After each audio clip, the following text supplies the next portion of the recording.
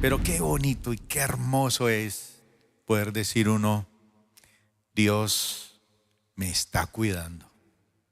Estar bajo el cuidado de Dios, ¿sí o no? Y eso implica muchas cosas. Por eso hoy quiero hablar sobre cuidados por Dios. Así que usted puede estar cuidado por muchas personas muy hermosas en la vida, personas muy especiales, pero qué bonito ser cuidado por Dios. Hay un salmo que me gusta a mí y dice que ese salmo, que el Señor no permitirá que tu pie resbale, que jamás duerme el que te cuida, Él no sufre de cansancio, jamás duerme ni se adormece el que cuida a Israel. Los microsueños manejando, ¿no? Él no tiene microsueños con nosotros. El Señor es quien te cuida. El Señor es tu sombra protectora. Ese es el factor más alto de nivel solar, ¿no? De protección del sol, del calor, de los fuegos de esta vida. El Señor es tu sombra. De día, el sol no te hará daño, ni la luna de noche.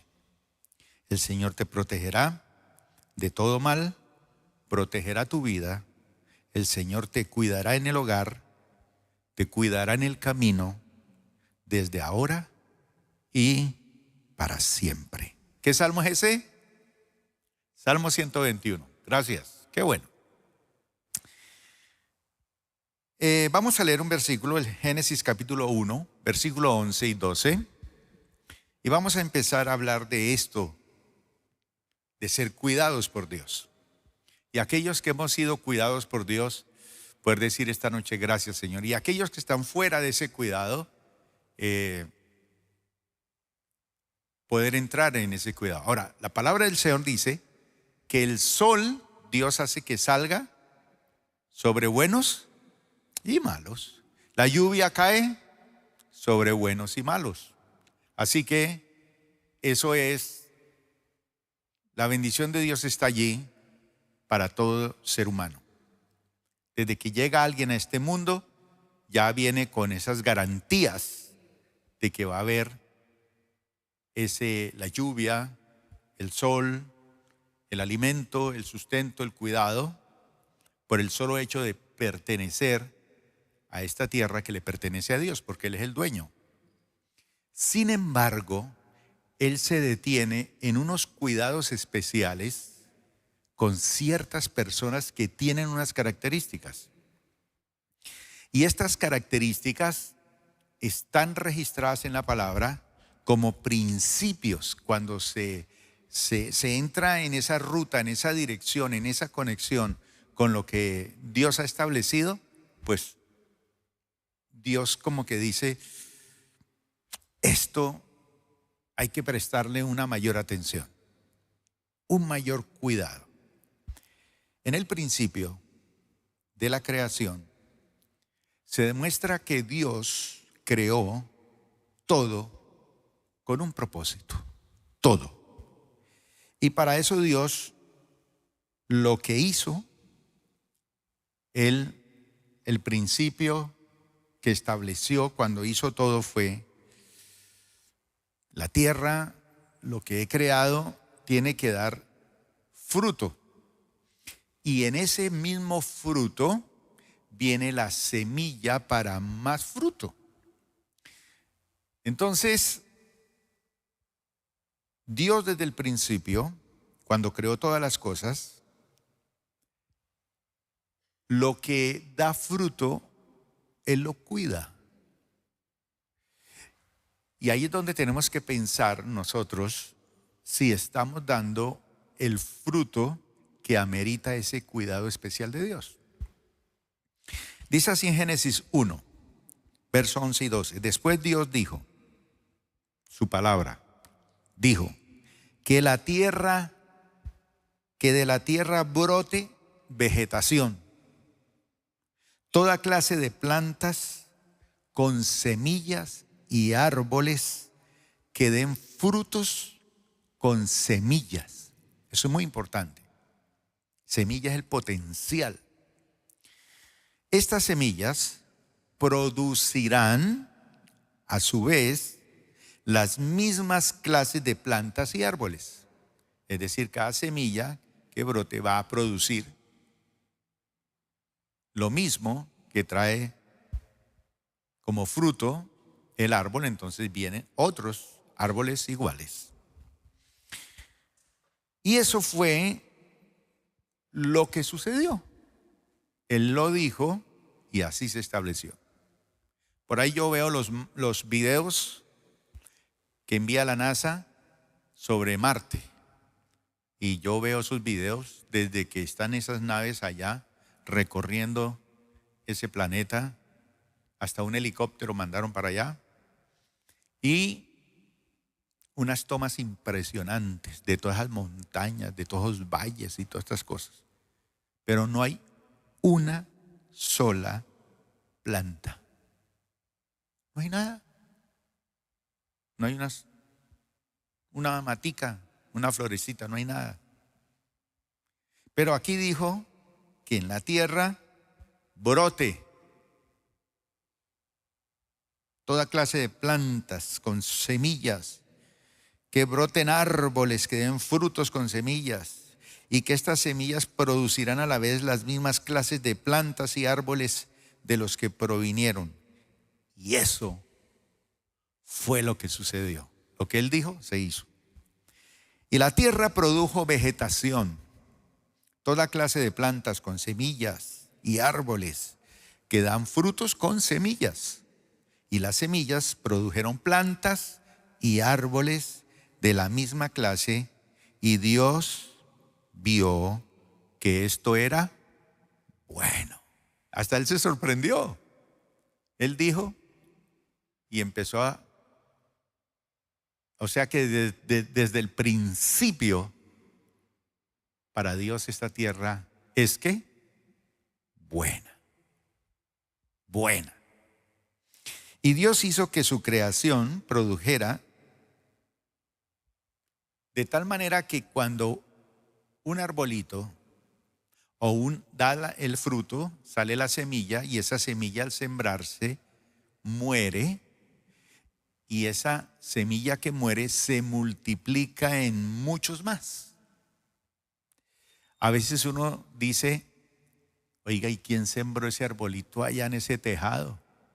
¿Quién sembró eso allá en esa roca tan alta? Bueno, un pajarito se comió un fruto y volando dejó la semilla allá y allá dio fruto. Increíble. Hay cosas, tierras así, que dan todo. Y Dios dijo, sí, así va a ser. Mejor dicho, esto no se va a quedar nunca estancado. Hay muerte, hay vida, hay productividad, hay cosecha, hay bendición. Y es una ley de Dios. Dios estableció esa ley, que la tierra que Él creó sirva para que las plantas den semillas y los árboles den fruto. Pero sucedió un asunto que hizo que apareciera en el mundo algo que se va comiendo los nutrientes de las plantas: los cardos y los espinos. Esos solo le quitan los minerales de la tierra, y vinieron como causa de la desobediencia del hombre. Entonces, cuando el hombre pecó, el Señor maldijo la tierra y dijo: producirá espinas y cardos, chuzos. Pero no solamente para fastidiarnos, sino para que se le coman los nutrientes a los árboles, a las semillas. Yo siempre que veo por ahí maticas raras que le van saliendo en las materas sin que yo las haya sembrado, y hasta tienen unas florecitas, yo las arranco porque sé que le está quitando los nutrientes a la matica. Pero ¿cuándo aparecieron las espinas? Cuando el hombre pecó. Entonces, las espinas son evidencia de la maldición. Por eso cuando entretejieron una corona de espinas para Jesús, esas espinas se sembraron en su cuero cabelludo, rasgaron y se empaparon en su sangre, que nos redimió de la maldición. Entonces, cuando Cristo viene, las cosas cambian. Se quita toda maldición, todo lastre. Mire lo que dice Génesis 3, 17 y 18.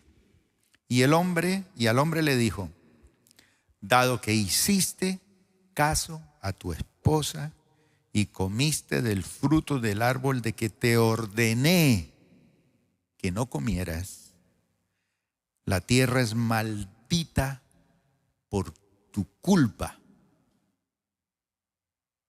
Por tu culpa.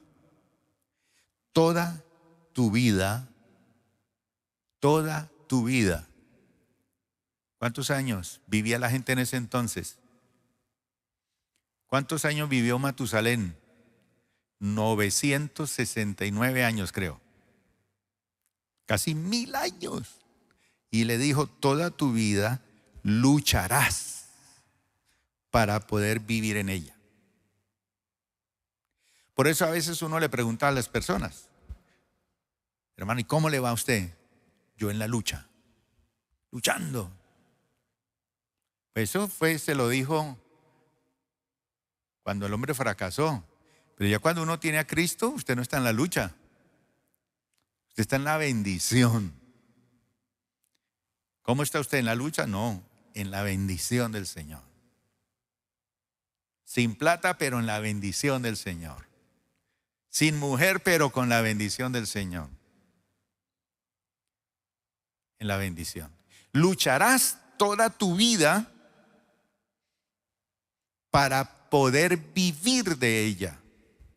O sea, la tierra va a producir semilla y alimento, pero tú tendrás que luchar para poder vivir de ella. ¿Luchar contra qué? Los animales, las fieras, el clima. ¿Cómo va a subirse un árbol, a subirse un árbol a bajar mangos si usted está enfermo? Pues le toca. Por eso es que por la mañana le dicen a uno: levántese, no quiero. Le toca. Vaya. Lucharás para poder vivir de ella. La tierra te va a producir, aparte de la comida y del alimento, te va a producir ¿qué? 2 cosas. ¿Qué? Espinos y cardos. Espinos y cardos. Aunque comerás de sus granos, pero te vas a chuzar.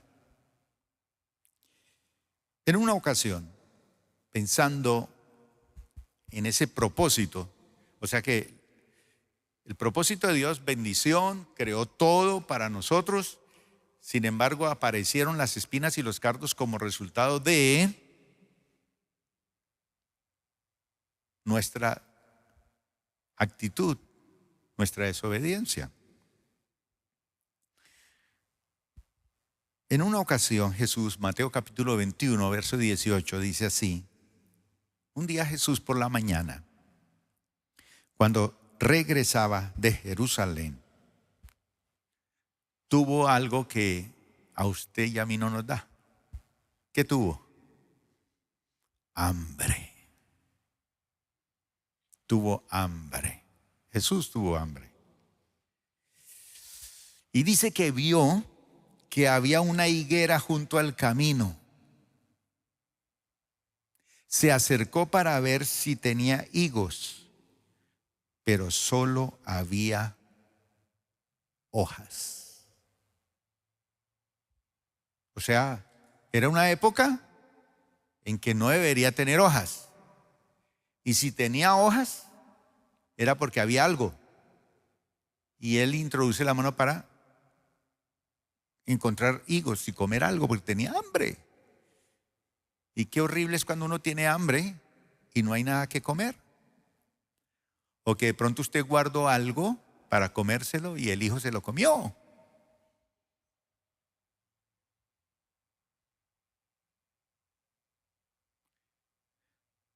Jesús tuvo hambre y dice que solo había hojas. Es un arbolito que no tiene fruto. Entonces, ¿qué le dijo? Que jamás vuelva a dar fruto. Jamás. Y de inmediato, ¿qué pasó con la higuera? Se marchitó.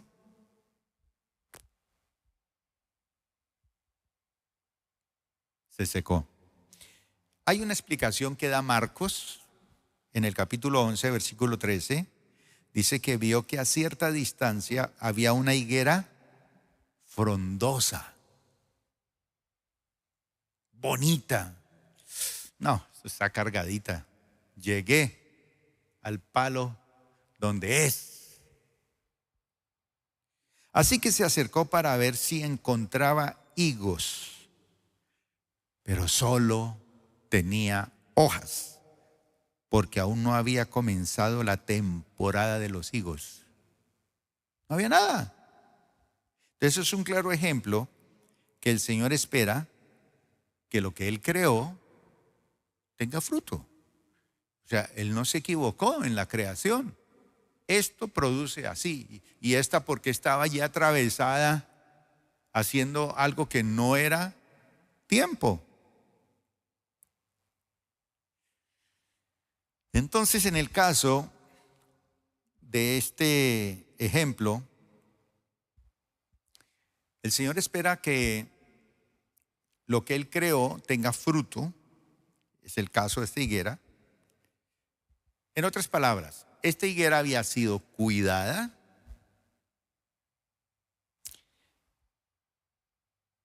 porque estaba frondosa. O sea, habían invertido en ella. Cuidados, atención, estaba frondosa, pero solo tenía hojas. Ese no es el plan de Dios. Es frondosa y tiene fruto. ¿Qué pasó? Gastaron trabajo, obreros, cuidados especiales y no hay nada. Parece con la vida de algunos cristianos. Grandes inversiones y no hay nada. Son los que no vinieron, ¿verdad? Y vemos que a la mañana del día siguiente sucede algo. Mire lo que dice Marcos en el verso 20. A la mañana siguiente, al pasar junto a la higuera que él había maldecido, los discípulos notaron que se había marchitado. ¿Desde dónde? Desde la raíz.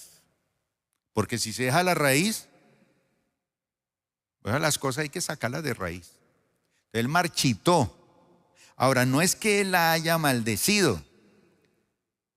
No, él lo que hizo fue confirmar su estado. Y esto le llegó hasta sus raíces. O sea, confirmó su estado. Está engañando, no está produciendo, no está dando fruto, está estorbando. Séquese. Y la seca desde su raíz. ¿Qué significa eso, mis hermanos? Que Dios no quiere árboles otoñales, digámoslo así. Un árbol se conoce por sus frutos y si no da frutos, nadie lo va a conocer el árbol. Nadie lo va a conocer. Mateo capítulo 21, versículo número 43. ¿Qué pasa cuando nosotros tenemos que dar frutos? Porque ese fue el propósito de Dios. Les dijo que a ustedes, les digo que a ustedes se les quitará el reino de Dios y se le dará una nación que producirá el fruto esperado. Entonces, fíjese que en la mentalidad de Dios está eso. Y Jesús dice, mire, le dice a los judíos, le dice, mire, el reino se les va a quitar a ustedes y se le va a dar a una nación que va a producir el fruto esperado. ¿Cuál es esa nación? El verdadero Israel. ¿Cuál es el verdadero Israel? El Israel espiritual, el que ha conocido al Señor, el que ha entrado en la dimensión de la bendición y de la productividad. Entonces, ellos perdieron el reino y se le dio a aquellos que empezaron a dar fruto del reino. Porque los mismos judíos se cerraron al evangelio y un pueblo gentil empezó a abrirse para las cosas de Dios. El escritor Judas, capítulo 1, verso número 12, habla de ciertas personas dentro de la iglesia del pueblo de Dios que están metidos allí. Vamos a ver si usted y yo estamos metidos ahí. Pero mire lo que él dice, que cuando estos individuos participan con ustedes de sus comidas de compañerismo, las cuales conmemoran el amor del Señor. ¿Cuáles son esas comidas? O sea, los cristianos desde el principio tenían unas grandes cenas y dentro de esas grandes comidas celebraban la cena del Señor. Ya después se volvieron unos bacanales y ya Pablo tiene que ponerles en orden, por ejemplo, a los corintios. No, la cena del Señor no es eso que ustedes piensan, porque unos comen y otros no comen, y unos tienen y otros no tienen, y eso no es la cena del Señor. Entonces dice este discípulo que habían ciertos individuos que participaban de la cena y de las grandes comidas y de las grandes actividades de la iglesia, pero los identifica él como arrecifes peligrosos. ¿Qué es un arrecife? Son unas rocas filosas que hay debajo del mar, cerca a la orilla, y cuando una ola lo estrella a uno contra un arrecife, pues lo vuelve trizas. Hay individuos dentro del pueblo de Dios que son arrecifes peligrosos. Mire la persona que está a su lado, tiene cara de arrecife peligroso. Pero que los hay, los hay. Y dice, son personas que están metidas allí que pueden hacerlos naufragar. Entonces estamos en un viaje, un largo viaje, y podemos naufragar. ¿Qué es naufragar? Que nos hunda el barco. ¿Quiénes pueden hacer eso? Ciertos individuos que estaban allí. Son como pastores que no tienen vergüenza y que solo se preocupan por sí mismos. Y eso sí que habla la palabra, ¿no? De esos individuos que están buscando sacarle provecho a todo el que se acerca a la iglesia para beneficiarse él, pero no hacer nada por el pueblo. Entonces yo me le acerco a este porque sé que tiene buenos contactos, buenos negocios, es un gran maestro, es una persona que me puede servir y yo le puedo sacar jugo a esa persona y me sale gratis. No tienen vergüenza. Son esas personas como nubes. ¿Qué está destapando aquí el Señor? La olla. de una persona que no es fructífera. Está allí, pero está con otros intereses. Entonces dice, son como nubes que pasan sobre la tierra y uno dice, ay, por fin va a caer una lluviecita. Hay pastores que ven esas nubes así, uy, por fin hoy va a haber una bendición para comprar las tejas de la iglesia. ¿Y qué son? Dice,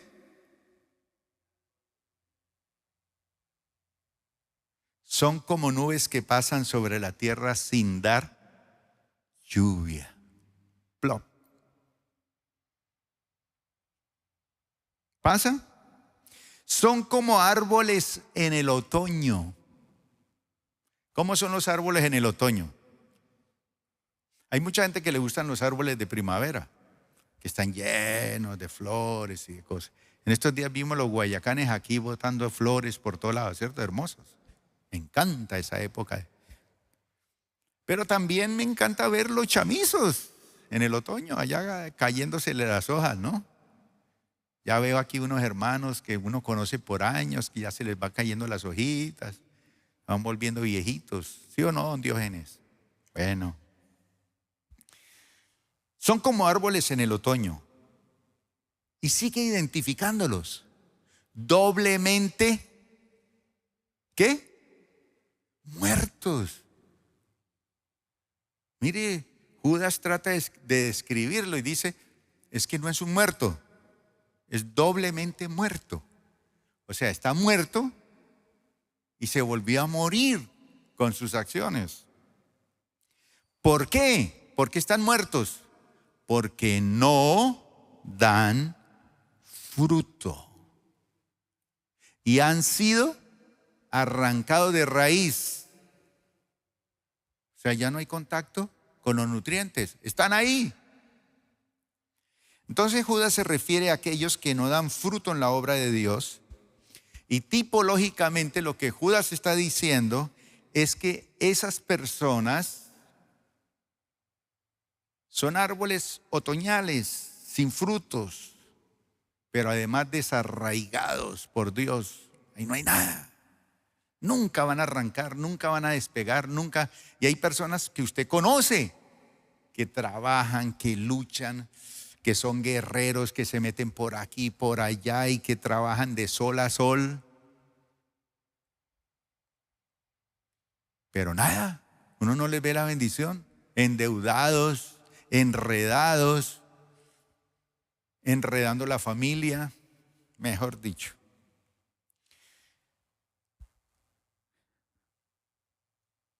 Sin duda, hay muchas personas que no quieren comprometerse en nada para con Dios y su obra. Son personas muy activas en sus asuntos personales, pero en lo de Dios, paralizados. Son muy activos allá afuera, usted los ve en su negocio, en sus oficinas, en su trabajo, ellos se mueven, son buenos, pero en las cosas de Dios, paralizados. Ellos creen que no son llamados como instrumentos de Dios o como ministros de Dios, cuando no saben que lo único que están haciendo por bloquearse y por no hacer nada para Dios, por no comprometerse a dar fruto con Dios, es acortando su existencia en este mundo, en la iglesia. Pero el que da fruto es aquel que se siente comprometido con Dios, es la persona que sabe para qué ha sido llamado, que sabe dar lo mejor para la obra de Dios. Y el Señor sabe recompensar a los que dan frutos dignos de Él. Estos días estábamos hablando con mi esposa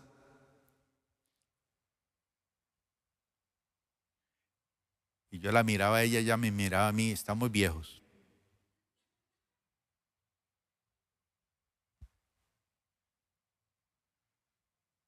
Pero hay un coro que dice mi primera cana, ¿lo han oído?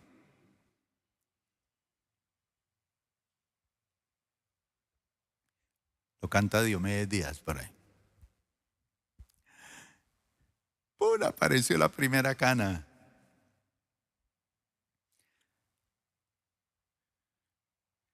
Y decíamos, queremos hacer muchas cosas, pero ya no da la máquina como uno quisiera. Pero decíamos, nuestra juventud, lo mejor de nuestra vida, cuando estábamos en la plenitud de la juventud, se la dimos al Señor.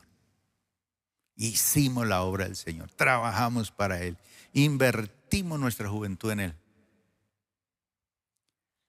Y eso es bueno, dimos lo mejor. A veces la gente lo mejor de su vida se lo da a otras cosas. Pero dársela a Dios para su servicio, chévere.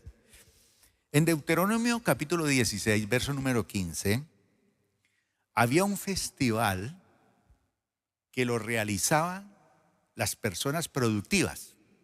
Un festival era una fiesta. Y en ese festival se reunían todas las personas que reconocían que habían sido bendecidas por Dios. Nosotros tenemos algo muy parecido aquí. ¿Cuándo? Ahorita en el mes de noviembre, que es la famosa Cena de Acción de Gracias. En estos días ustedes vieron al presidente de Estados Unidos reunido con todos los árabes, ¿no? Todos esos jeques multimillonarios y todos dispuestos a dar plata para reconstruir allá esa tierra de la guerra en Palestina. Y cada uno dispuesto a dar millones de millones para reconstruir esa nación. Pues mi hermano, más o menos este festival era un festival de 7 días. Y en ese festival se reunían todos para decir, Señor, gracias. Y mire lo que hacían. Verso 15. Durante 7 días celebrarás este festival, que era el famoso festival de las enramadas, para honrar al Señor tu Dios en el lugar que Él elija. Porque Él es quien te bendice. Él es quien te bendice. ¿Con qué? Cosechas abundantes y prospera todo tu trabajo. Prospera todo tu trabajo. Este festival será un tiempo ¿de qué? Mucha alegría para todos. Aparentemente las cosas han cambiado con nosotros, ¿cierto? Celebramos un festival de 365 días de lloro, de lamento, de quejas, de ahí luchando, de ahí pasándola. Ay, no hay, ¿qué hacemos? ¿Para dónde cogemos? Pero aquí eran 7 días de festival para decir, Dios nos ha bendecido.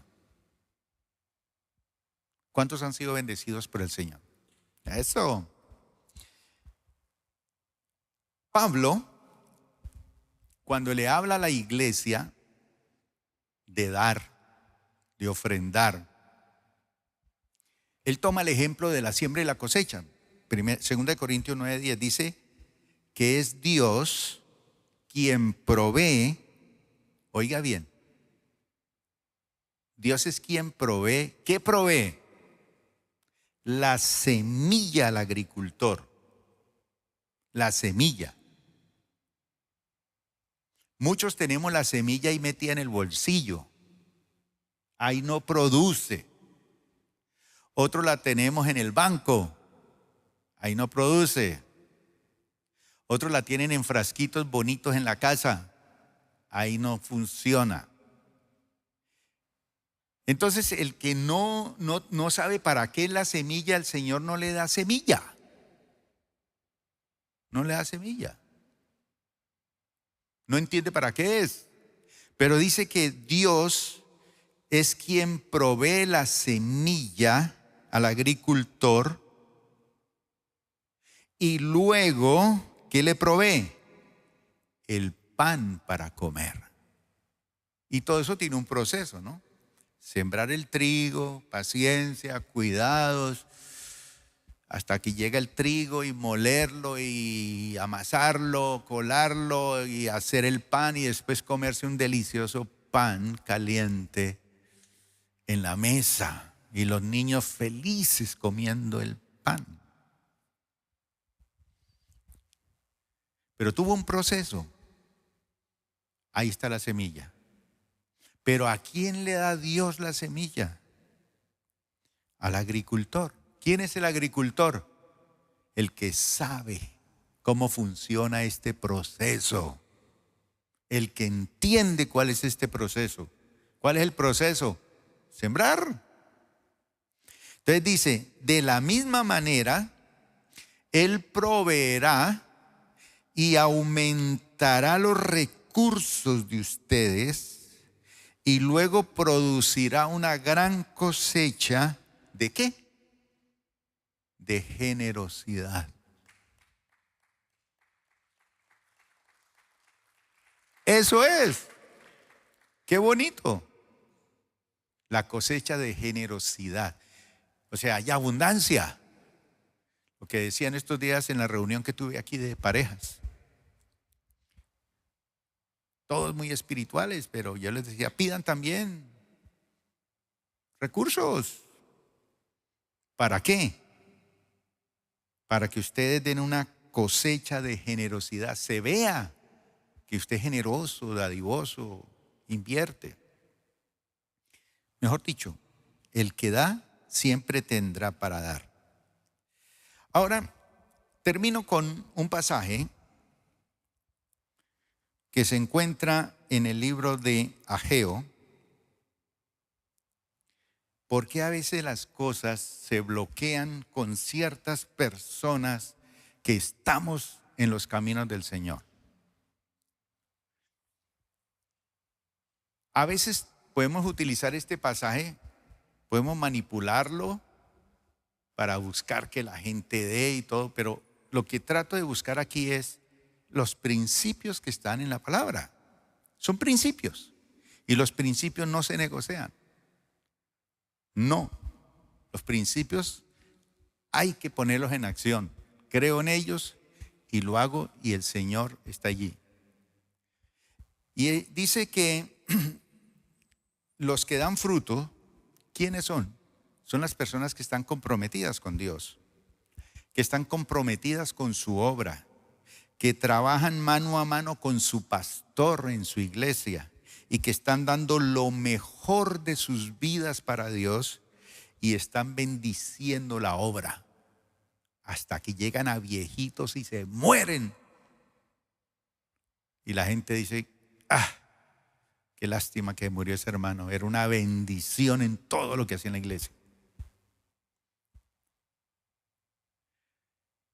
Pero hay otros que dicen, ay, qué bueno que murió. Qué bueno. Estaba inutilizando. Bueno, veamos el versículo. Ageo, profeta Ageo, capítulo 1, verso 4. Y escuchen esto y con esto terminamos. Miren, ¿por qué viven ustedes en casas lujosas? Levanten la mano aquí los que viven en casas lujosas. ¿Su casa lujosa? Sí. Lógico que hay unas más lujosas, ¿no? Hace unos años estuve en una mansión, pero una mansión. Era la mansión de unos hermanos, pero una mansión hermosa. Y cuando yo entré a la alcoba, qué belleza de alcoba y una cama espectacular. Yo no sé, pero me dio un impulso de coger y tirarme encima así volando en esa cama. Y cuando me iba a tirar ya impulsando, me volteé a mirar atrás y estaba la dueña de la cama ahí detrás de mí. ¿Qué tal? Había quedado como una una chancleta. Todo bonito, una mansión, una cosa hermosa. Bueno, pero su casa es una casa bonita. Si no tiene, aquí está el principio para obtenerla. Mire, ¿por qué viven ustedes en casas lujosas mientras mi casa permanece en qué condiciones? Ruinas. Ni siquiera es un rancho. Ruinas. La casa del Señor. Esto es lo que dice el Señor de los ejércitos celestiales. Miren lo que les está pasando. Miren lo que les está pasando. ¿Y qué es lo que les está pasando? Dice, mire, ustedes han sembrado mucho, pero ¿qué? Cosechado poco. Comen, pero no quedan satisfechos. Beben, pero aún tienen sed. Se abrigan, pero todavía tienen frío.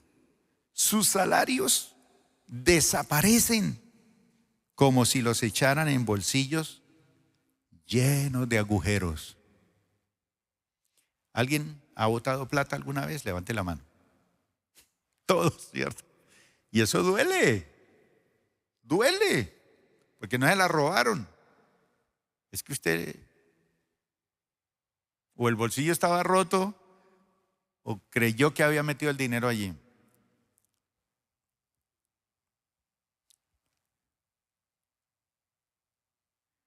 Esto es lo que dice el Señor de los ejércitos celestiales. Miren lo que les está pasando. Miren lo que les está pasando. Mucho trabajo, mucho esfuerzo, mucha lucha, pero poca productividad, pocos resultados. ¿Cuál es el problema?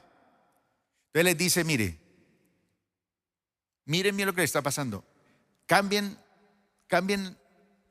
la rutina, cambien su manera de pensar. Les dice, vayan a los montes, traigan madera y reconstruyan mi casa. Entonces me complaceré en ella y me sentiré honrado, dice el Señor.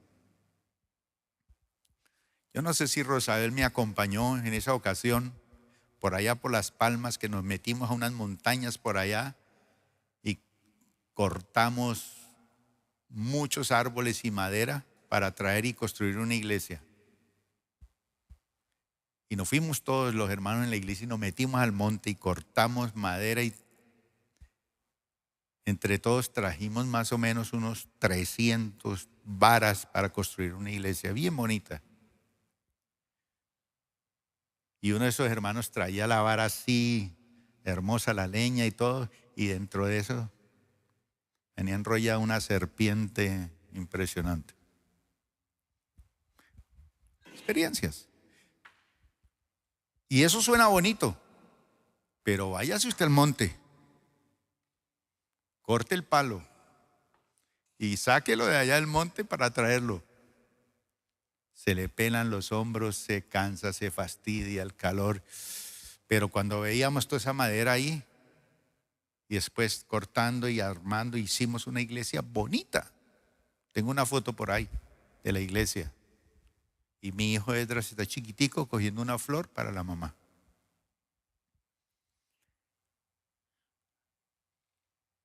Vayan. Esperaban cosechas abundantes, pero fueron pobres. Y cuando trajeron la cosecha a su casa, yo la hice desaparecer de un soplo. Y abre la nevera y no hay nada, pelada. ¿Por qué? Pregunta, ¿no? Porque mi casa está en ruinas, dice el Señor. Mientras ustedes se ocupan de construir sus elegantes casas. Ahora, ¿es malo que usted construya su casa? No. ¿Es malo que usted trabaje? No. Pero piense en la obra del Señor. Piense en su casa, piense, y no está hablando de los ladrillos, no. Se está refiriendo a unos asuntos espirituales. ¿Qué puedo hacer yo por lo de Dios? Y es por causa de ustedes, dice, es por causa de ustedes que los cielos retienen el rocío y la tierra no produce cosechas. Yo mandé la sequía sobre sus campos y colinas, una sequía que destruía el grano, el vino nuevo, el aceite de oliva y las demás cosechas. Una sequía que hará que ustedes y sus animales pasen hambre y arruinará todo aquello por lo que tanto han, ¿qué? Trabajado. Bueno, 1 Corintios 15:58. Porque ustedes ya quieren orar, ya los músicos están aquí, listos, bájese pastor. Bueno, 1 Corintios 15:58 dice, por tanto mis amados hermanos, colóquense de pie, lo leemos todos de pie. Permanezcan como fuertes y constantes. Estamos ahí.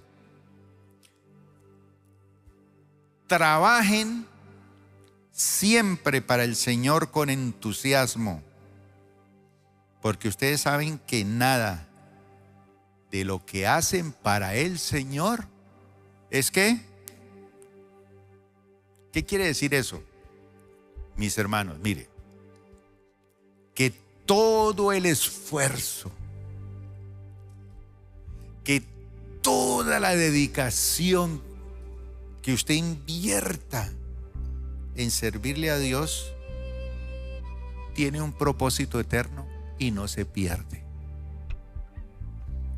¿Para qué toca Diego esa guitarra? ¿Para qué estudia? ¿Para qué ensaya? ¿Lo hago porque me toca tocar? No, lo hago porque es servicio para mi Dios y lo hago bien. Barro la iglesia, lavo los baños, sirvo de facilitador, sirvo de profesor, sirvo de predicador. ¿Para quién lo hago? Para Dios, entonces lo hago bien, con dedicación. Eso no se pierde. Ojo, cuando uno hace las cosas para el Señor, dice no es en vano. ¿Qué significa eso? Que aunque no siempre se vean los resultados inmediatos a la manera que uno espera, el trabajo realizado para el Señor es significativo porque es para Él. Y Él no lo olvida. Dice que cuenta para la eternidad. Todo eso está registrado. ¿Cuál es el significado espiritual de esto? Que todo lo que se hace para el Señor tiene valor. No es un esfuerzo en vano. Y no importa que a veces no hayan resultados. Oriento a esta persona, le dedico tiempo, hago esto, hago aquello. Pero no es para él, es para el Señor. Voy a mi iglesia, disfruto la alabanza, es para Él. Manejo mis asuntos, mis negocios, mi hogar, mi familia. Mi trabajo es para el Señor, lo hago para Él. A veces no veo los resultados, pero como es para Él, no es inútil. A su tiempo viene la cosecha. Padre, te damos gracias.